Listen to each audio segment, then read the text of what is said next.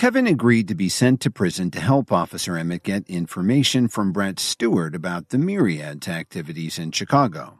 He saved Stewart from getting killed by Meriwether while he slept. Now Kevin just wanted to get the intel and leave. Kevin slowly walked up to Stewart and knelt down next to him. He gently patted his back a few times and asked him, "Are you okay, man?" "Thank you for saving my life. I owe you one," Stewart said gratefully, and he meant it. "No problem. I'm just a light sleeper. You should get some rest." He saw that Stewart was okay now, so he went back to bed. Kevin knew that if he acted too eager, Stewart would be suspicious of him. He had to take it slow so Stewart wouldn't think he was being set up. Seeing Kevin take the whole thing in stride like this made Stewart even more interested in him. He walked over to his bed and sat down. "Where are you from, bro? You're not like the other guys. How'd you end up here?" "I got drunk and hit someone." "I'm Brett Stewart. What's your name?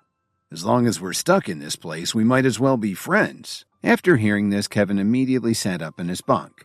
He controlled his excitement and started chatting with Stewart casually. When he found out that Kevin was the bad apple in the Jones family, Stewart took to him right away and told him, "Don't let all this get you down. With your skills, you could really go places." 3 days later, Kevin's grandfather, Randall Williams, was sitting in an armchair at the family's mansion in New York. Sitting on a chair next to him was a middle-aged man in a business suit. He had put his pharmaceutical sample case on the coffee table in front of them. But there was something about him that was a little too menacing for him to be a simple pharmaceutical rep.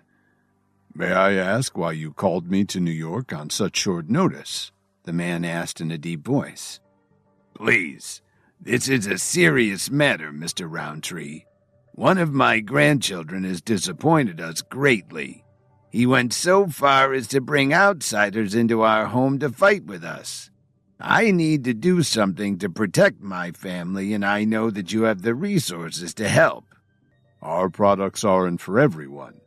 It takes a lot of preparation and training, too," Roundtree replied as he shook his head.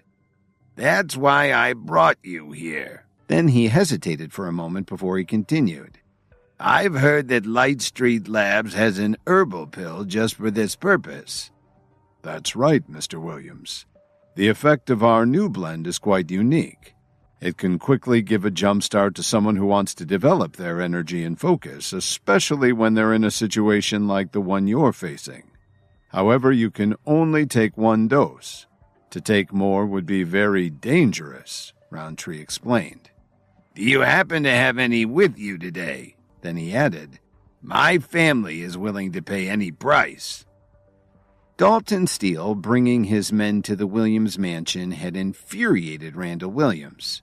He and his son Thomas had talked it over and decided that everyone in the family should start working on their health and fighting skills.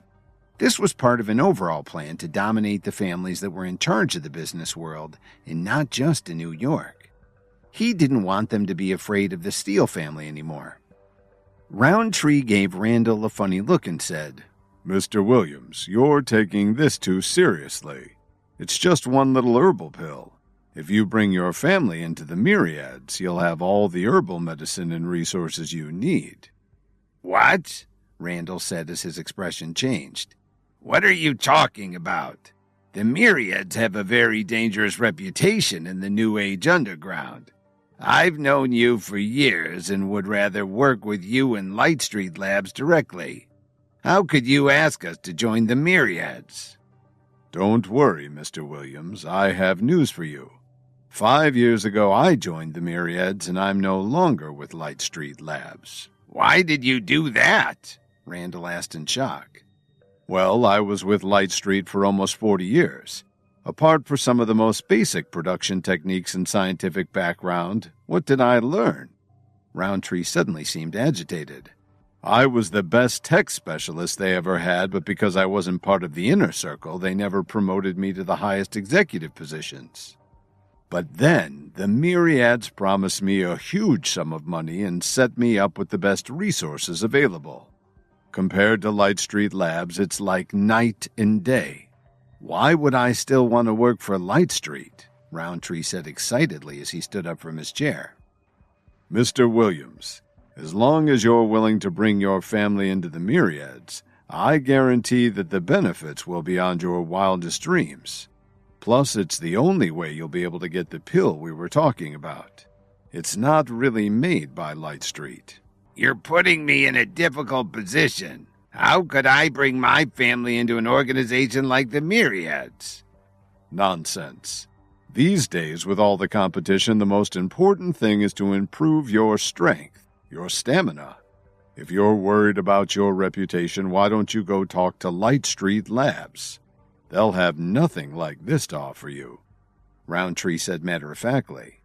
In any case, as long as you don't tell anyone about joining the Myriads, your reputation will still be safe. But this is a serious decision. I understand, Roundtree said. But I have to leave now. Please think about the future of your family. I'll come back in a month so we can discuss this again. Then he closed up his sample case and headed out the door. Grandpa William sat back down in his chair, unsure what to do next. Ever since Kevin had beaten up Merriweather and his gang, he had become the leader of the prison inmates. No matter what he did, whether he was eating or going to the toilet, there was always a large group of men following him around. This also gave Stewart a better rep because he was friends with Kevin. It was definitely survival of the fittest. After 2 weeks, Officer Emmett still hadn't found any evidence to keep Stewart in custody, so they had to release him. Kevin, gotta go now, but I'll definitely find a way to contact you, Stewart said as he shook his hand and patted him on the shoulder. Don't worry, I got a short sentence, so I should be out real soon, Kevin replied happily.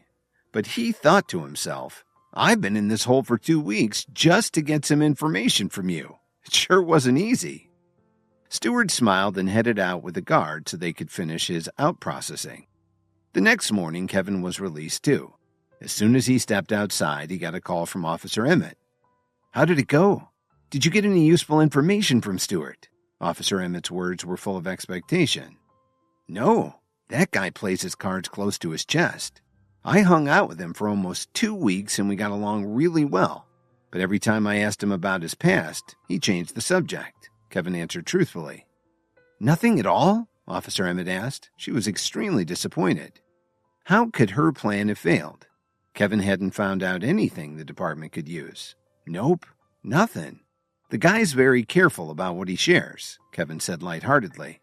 Anyway, I just spent 2 weeks in jail. How are you going to make it up to me? What's that? You didn't even complete your mission and you want me to make it up to you? Officer Emmett scoffed. Are you giving up on me already? What if I find out something about the Myriads in the future? Kevin, do you have any idea what you're talking about?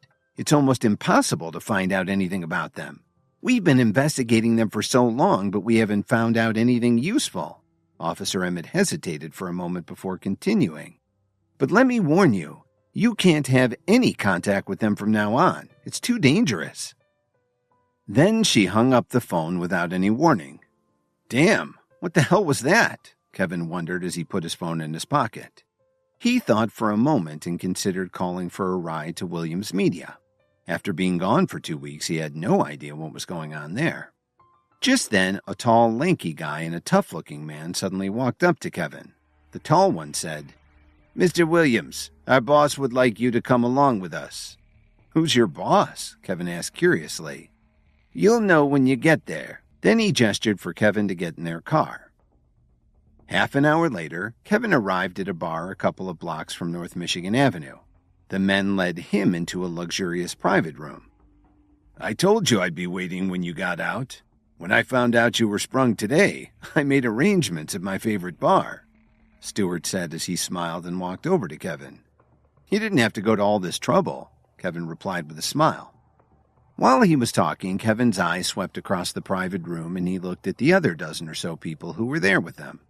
He was really shocked to see such an intimidating group. How many of them are experts in herbal medicine and martial arts, he wondered. What are all of you waiting for? Hurry up and meet your future enforcer, Stewart said bluntly. They all started greeting Kevin very enthusiastically, calling him their enforcer. What's this about, Brett? Kevin asked Stewart a little hesitantly. Please forgive me, my friend. The prison wasn't a good place for us to talk. That's why I deliberately concealed my identity, Stewart said with a faint smile. Oh, then who are you really? Kevin asked, even though he already knew the answer. Have you heard of the Myriads? Stewart said proudly. I'm one of the top bosses in the organization. The other members have to call me sir, but you and I don't have to worry about that. You can just call me by my name. The Myriads? Kevin said as he acted surprised. That's right. Stewart put his arm on Kevin's shoulder and walked him over to the sofa to sit down. Since you and I are brothers now, this is your chance to put your skills to work. From now on, you'll be the enforcer of the Chicago Myriads. Are you sure I'm the right man for the job? Kevin asked him guardedly. He had no idea what to think. He'd only just gotten into New Age medicine very recently. And here he was about to be put in a respected position in an underground organization that had some of the best experts in the world. Of course you are. You could really move up in our organization. You may not have enough experience right now, but I'm sure you'll do fine after you learn more.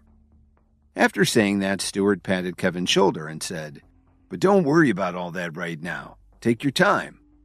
You're really okay with this? Kevin asked, but still hadn't agreed. Of course, Stewart replied as he pointed at the people who were in the room with them. You'll be in charge of everyone here. There are also about 300 more in the building. Kevin was overwhelmed, but he did his best to look flattered. There's something else, Stewart said as he reached into his pocket. I had this ID card printed for you. It's from our parent organization, Infinitude Pharmaceuticals. No matter where you go, all you have to do is show it, and they'll know you're with us.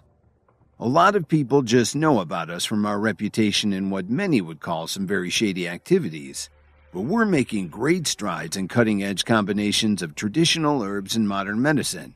The market's going to explode, especially with rich and powerful clients, and we're at the forefront, Stewart explained to Kevin in detail. How can I resist such a generous offer? Kevin said with a smile as he accepted the card. That's great, Stewart replied as he stood up from the sofa and walked toward the door. One of his aides entered the room with 3 beautifully dressed women, but Kevin had a feeling they didn't really want to be there.